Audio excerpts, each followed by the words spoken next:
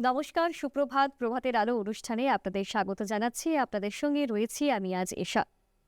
আজকের এই প্রভাতের আলো অনুষ্ঠান আমরা ভক্তিগাথার মাধ্যমে শুরু করব। তাই চলুন সদ্গুরুর একাধিক ভক্তিগাথা আমরা শুনে নিই।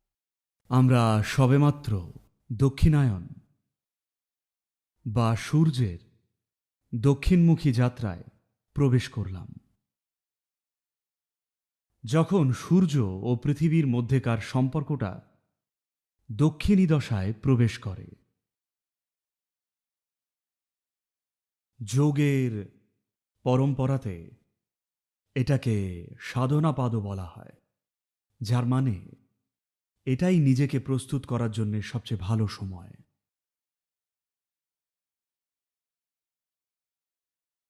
এবং এই মাসের শেষে আসছে গুরু পূর্ণিমা। আজকাল প্রায় সব দিনই কারোর না কারোর নামে উৎসর্গীকৃত।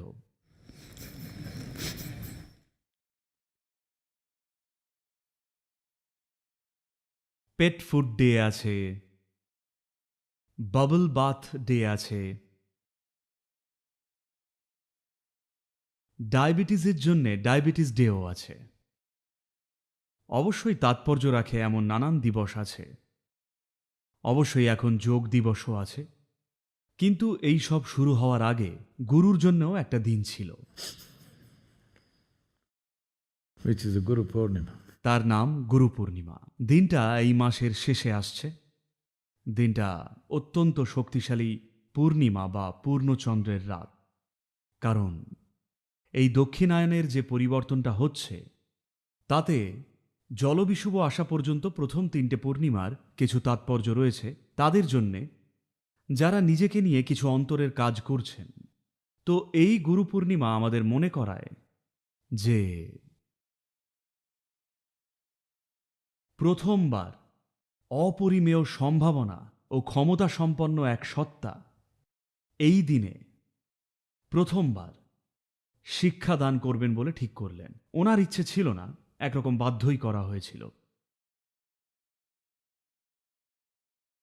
আমি পুরো গল্পটায় আর ঢুকছি না এখন, কিন্তু ওনাকে একরকম বোকা বানানো হয়েছিল। সেই জন্যে বলেছিলাম কাজটা দুঃসাহসিক ছিল, তবে কোনোভাবে কাজ হয়।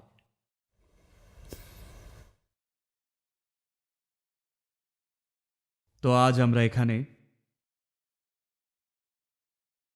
পৃথিবীর এই দিকের অংশটাকে চিরকালই ডাকা হয়ে এসেছে কর্মভূমি নামে, যার মানে এই জায়গাটা নিজেকে তৈরি করার জায়গা, যেখানে আপনি নিজের ভাগ্য নিজের হাতে গড়তে পারেন।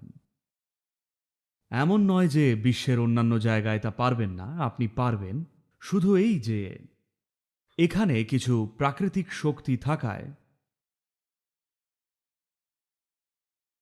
অতিরিক্ত সাপোর্ট ও সুযোগ রয়েছে, যেটার সদ্ব্যবহার মানুষ করে এসেছেন হাজার হাজার বছর ধরে। আর কিছু পরিকাঠামো ও উপায় তৈরি করেছিলেন যার মাধ্যমে এটাকে আরো শক্তিশালী করা যায়। আর এই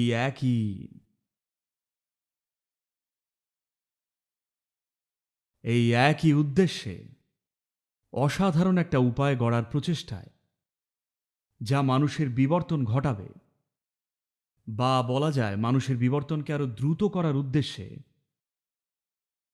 কেউ একজন ধ্যানলিঙ্গের স্বপ্ন দেখেছিলেন। কিন্তু উনি বেশ চালাক ছিলেন। উনি নিজে বানানোর চেষ্টা করেননি। আমার মনে হয় উনি একজন বোকা মানুষ খুঁজছিলেন, যে এইরকম কিছু একটা করতে রাজি হবে। আর উনি পেলেনও একজনকে।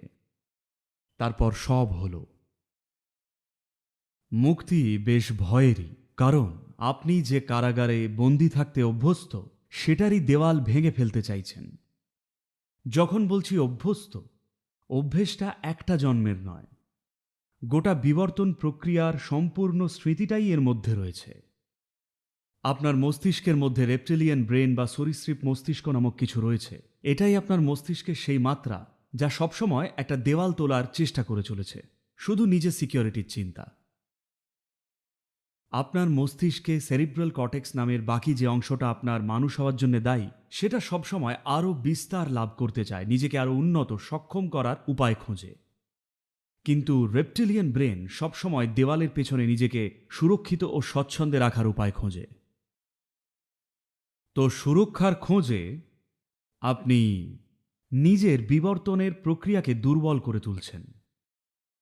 আপনার বোঝা দরকার যে যে দেওয়ালগুলো আমাদের সুরক্ষিত রাখছে সেগুলোই কিন্তু আমাদের বন্দীও করে রাখছে। গুরু পূর্ণিমা যে আসছে তার মানেই হল প্রথমবার, এই সর্বপ্রথমবার কেউ মানুষের জীবনে এই মাত্রাটা যোগ করল যে যদি ইচ্ছুক থাকেন তাহলে সমস্ত বাঁধন ভেঙে ফেলতে পারেন। এমনকি প্রকৃতির নিয়মের বাঁধনও শুধু মনের বা আবেগের সীমাবদ্ধতার বাঁধনই নয়, এমনকি প্রকৃতি যে অস্তিত্বগত সীমা বেঁধে দিয়েছে সেই সবকেও ছাড়িয়ে যেতে পারেন। তাই গুরু পূর্ণিমা বা গুরুর প্রতি উৎসর্গীকৃত দিনটাকে মুক্তি দিবস হিসেবেও মনে রাখতে পারেন, কারণ এই দিনেই প্রথমবার মনুষ্য প্রজাতির সামনে মুক্তির সম্ভাবনাটা খুলে দেওয়া হয়েছিল।